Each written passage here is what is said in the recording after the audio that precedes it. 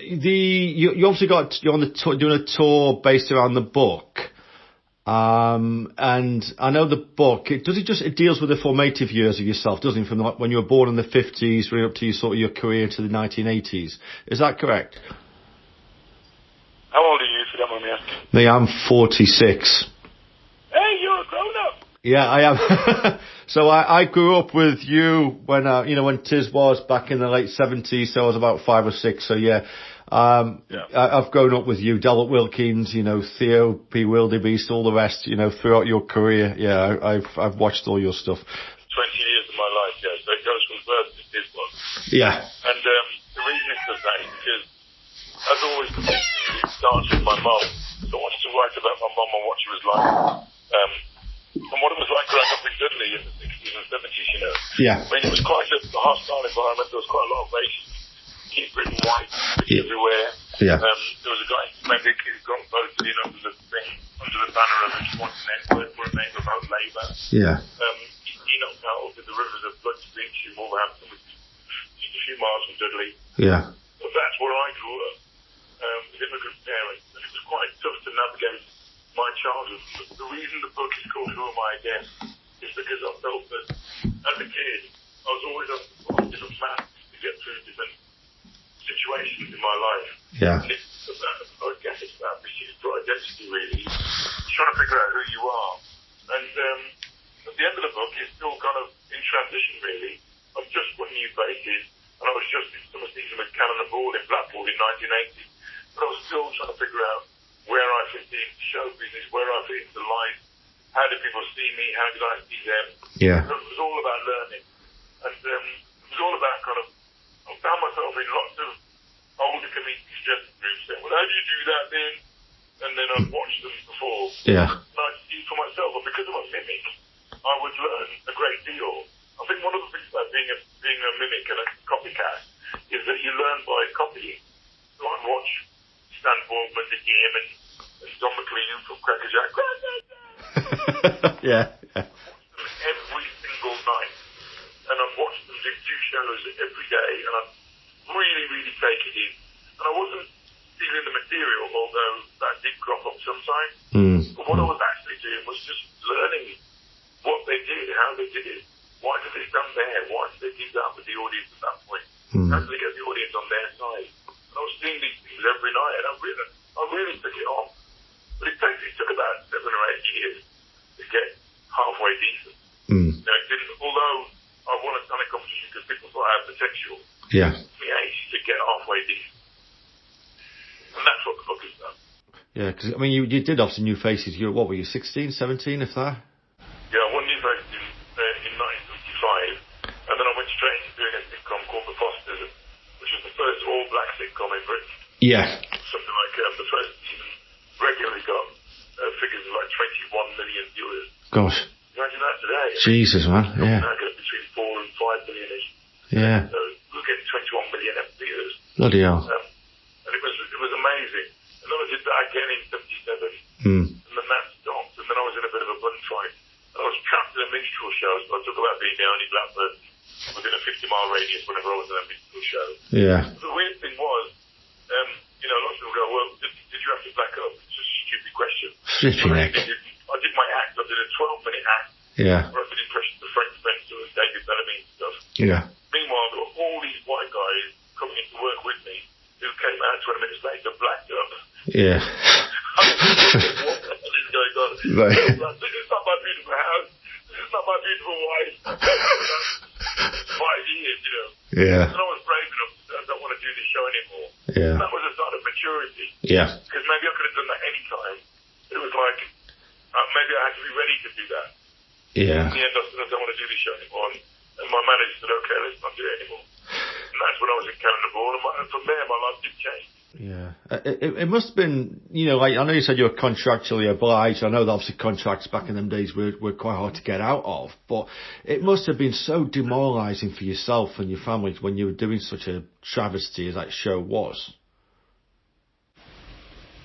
It was weird because my mum co-signed a management contract. So whatever I signed to do, I couldn't get out of it, really. Right. And there was nothing anybody could say. I think it was the thing about say no then, you know. Yeah, yeah. But I wish, I mean, there's parts of it that wishes that my brother Seymour is the most militant member of my family, and the door with the SWAT team and said, "You're coming with me." got me out of that show, but he didn't at the end. Right, okay. But, you know, you learn, don't you? Yeah, yeah. You learn. I mean, it was a different time back then as well. I know it doesn't make it any better, but it was a different era, wasn't it? And it was wrong, but that's history, isn't it? You know, that's how it was, I guess, in the 70s. It was just wrong, but the world was in transition, wasn't it? I mean, yeah. Time of, you know, there'd been riots. This was punk rock. This was people had complained about minstrel shows on British television, and it was a staple of British entertainment for years.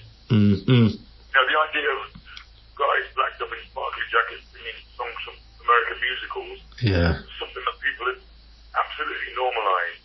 And it wasn't until I was in it in the late 70s that people started to think maybe this is wrong. Yeah. And then in 1979 I did my last show, then I never did it again. It was sort of like a bad dream. Yeah. But there were nice people in it, and I do stress that it wasn't the people that were the problem, it was the institution that was the problem. Yeah, okay. Yeah. I know what you mean. It's. I guess if people want to work, they've got to work. Whether it be an actor, stagehand, or whatever, you go where the work is, and if the work is that's what the institution wants to see, then that's what they want to get. And it's wrong. I know. We could talk all day about it, but.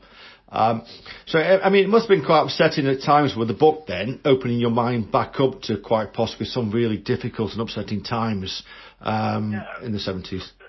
It was upsetting writing the book, but I was trying to be honest. And I kept thinking, well, if it upsets me, then good, you know, because if that comes across on the page, that's good for the reader, you know, to kind of be moved by things. And I wanted to put them in my shoes, and I think a good biography hopefully can do that. It can make you go, wow, it must be terrible to go through that. Then hopefully the joyful things, the funny things, do that too. They resonate with people. You know, my mum was great at making cakes. Not so much alcohol in them. As a result. You know, my mum was very funny around the house. She didn't pronounce words very well. You know, I had a big family.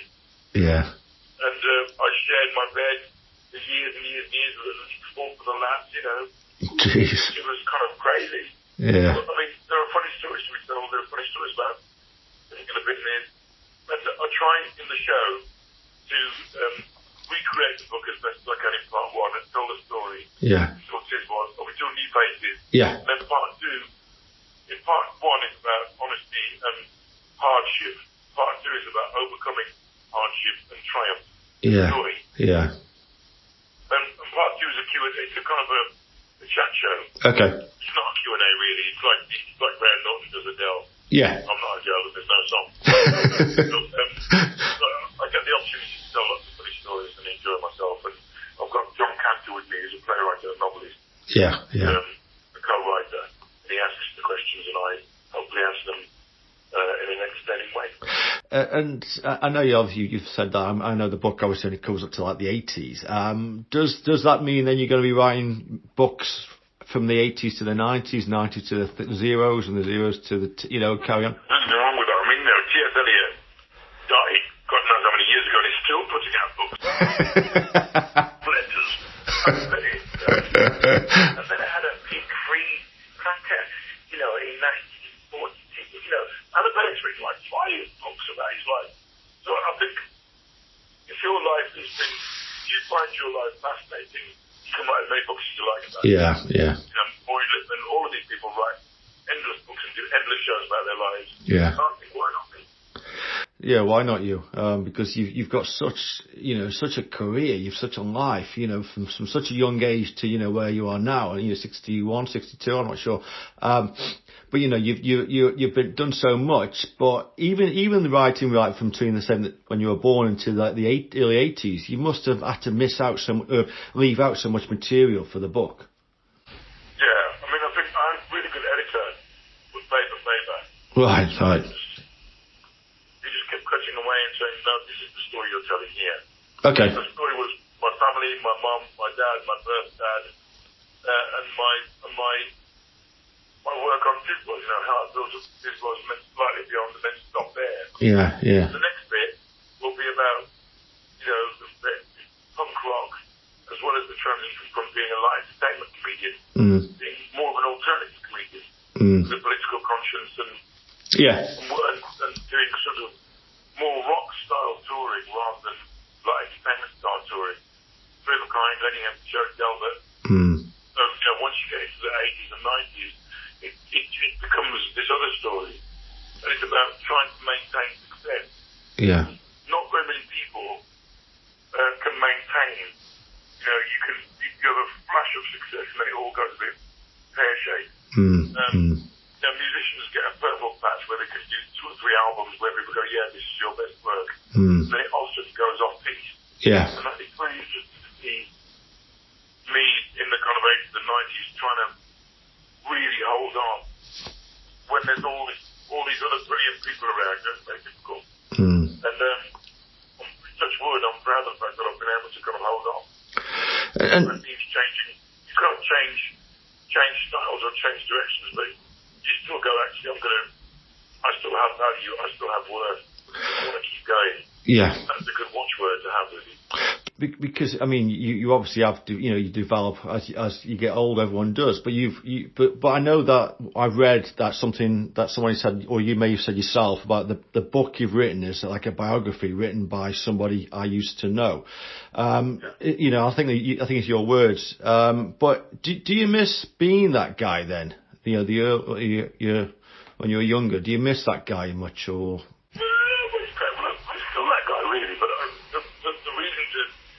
That is because I don't know who said it. It's past of the country. Yeah, LP Hartley said in the go-between that past of the country. Right. They do things differently there, and I did things differently in the past. When I was 16, I did things differently. I was a big, eager puppy, wanting to learn from everybody, and I was also the child in the group. I was trying on different masks and different ways of being. I was desperately trying to please everybody, not really pleasing anybody. Yeah. And I was learning that the business is just about the work. It's not about anything else. It's not about the drinks afterwards or before. It's not about chasing girls. It's not about dancing. It's about the work. And once you figure that out, sometimes it's too late. Sometimes you don't figure that out until you've been in the business a long time. And I was lucky because I somehow caught a whiff of that early. Yeah. And just started to get my ducks in a row and think, okay, well, if you want to get good at this, which direction do you want to be in? I just decided that I wanted to be somebody that was hardworking and that cared about it. Most comedians stand up and getting pissed and not really doing any work. Going to Edinburgh and just being pissed on them, and I didn't want to be that person. Yeah. And my family depended on me. I didn't want to be the kind of person that let me down. I just felt like I had to show myself that I could work hard and do good stuff. And sometimes it works, sometimes it doesn't. But the other thing was to keep getting up. When you get knocked down, you get a bad review, you do a bad show.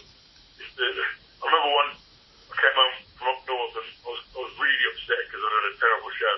And my mum told me to go to Wolverhampton and find jokes.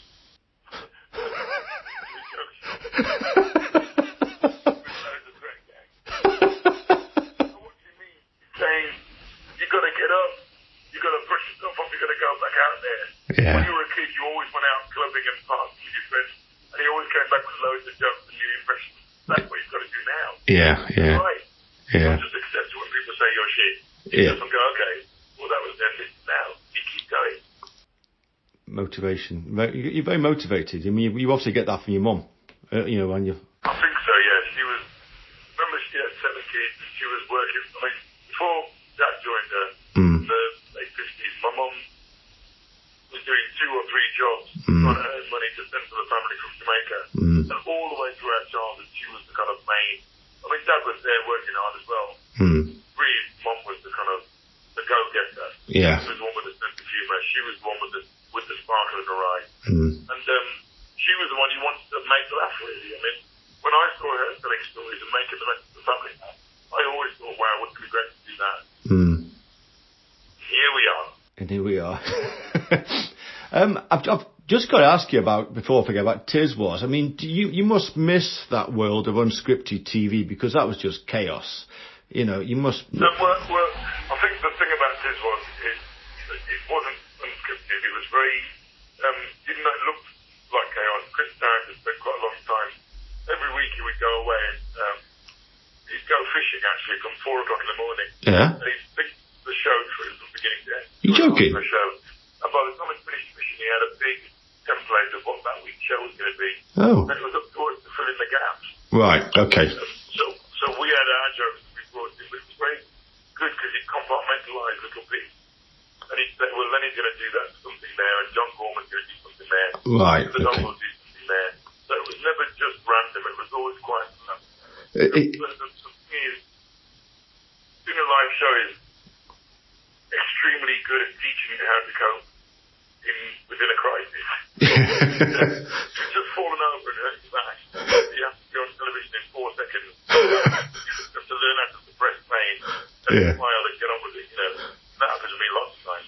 I bet it did. I mean, especially being smashed in the face by the Phantom, the Phantom whacking them things in your face. I mean, that must have been fun. I mean, I always thought it was unscripted. There you go. I didn't know that. Yeah, well, it was. I mean, the thing is, the best things have some structure. Yeah. Because you can't be chaotic unless there's something to bounce off. Okay. So for me, the InTheWordsOf was a really good example of really good planning, which meant that people could mess around within it. If you just got people messing around, it's never any good. So I could talk to you all day, Lenny, but no, I appreciate your time, Lenny. I do. All the best in Edinburgh tonight, is it for you? Yeah, it is. Yeah. Yeah. So all the best up there. I'm sure the Scots will love you anyway for for this new tour. So. I'm looking forward to being there. And I'll come and see you in Cardiff anyway in a few weeks. All right. Bye bye. Well, mate, nice one. Thank you.